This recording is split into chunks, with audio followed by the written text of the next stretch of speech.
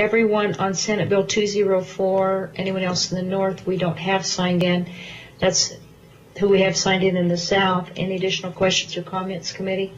I have a vice chair leaping out of her chair to go to the front to present as I close out this bill, Senate Bill 204. We'll close the hearing on 204. We'll open the hearing on Senate Bill 222. And this revises provisions concerning the lease or rental of a unit in a common interest community. Senator Copening. Thank you, Madam Chair and members of the committee. For the record, I'm Allison Copening, representing Senate District 6 in Clark County. I'm here today to introduce Senate Bill 222 for your consideration. Senate Bill 222 is another product of a 30-member HOA working group that met during 2010 to propose legislative changes to NRS 116. This bill addresses fees charged by a community association management company to a homeowner who rents his home. Senate Bill 222 limits the amount of money a management company can charge for a homeowner to register his tenants and states that the management company cannot require more information on the tenant than is required for a homeowner who lives in that community. I brought this issue forward to the working group because a handful of management companies were charging what I considered an unreasonable amount for the registration of tenants.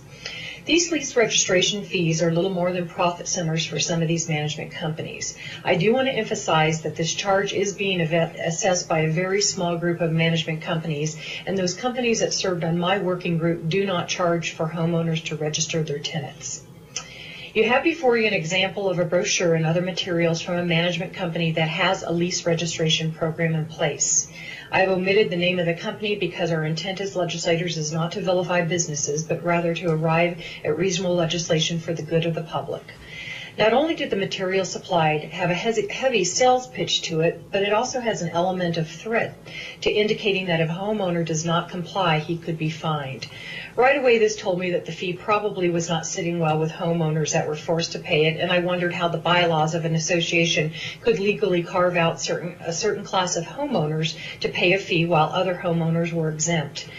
After talking with the management company that put out these materials before you, they stated that many homeowners that rented were quite upset with that rented out their units were quite upset with the fee. The other aspect that did not sit well with me was that the fees were paid directly to the management company and not to the association. Normally, a homeowner does not pay fees directly to a management company. Fees such as HOA assessments are usually paid to the association, and the association pays the management company for its services. By doing it this way, the homeowners did not have an opportunity to vote on whether or not they wanted this fee assessed. So how did the management company get around this process? Was to have a board of directors amend the bylaws via a resolution and to amend the management contract to have these fees go directly to the company and not the association. So why would a board approve this? I can only speculate that the management company sold them on the fact that if they were to be compensated this way, they could keep the per door management fee lower. It's likely it was appealing to the board as there is general bias against renters, and if they and their owner-occupied neighbors did not have to pay it, the better for them. To me, it's not fair to make one class of people carry the weight, but the fee is also not fair because the process of registering a tenant is quite a simple one. It requires a homeowner to fill out a one-page document in many cases, in the cases that you have before you, or to go online to register. Granted, there are some administrative fees that are associated with the process, but the members of my working group felt $50 would cover those administrative fees. In the bill itself, you'll also note that we do have a provision in there that says that the commission can also adopt regulations prescribing the amount of such a fee. So we did that purposefully to leave it open to if there was some situation that did warrant more and the commission fully vetted it, that they could go back and change those fees, and this law would not have to be changed based upon that.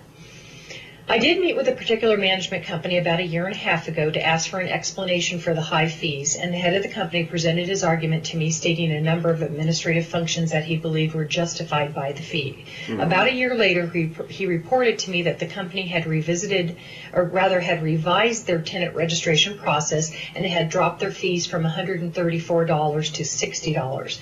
When I told him I was proposing legislation that would limit the fees to $50, he said that would work for his company as well.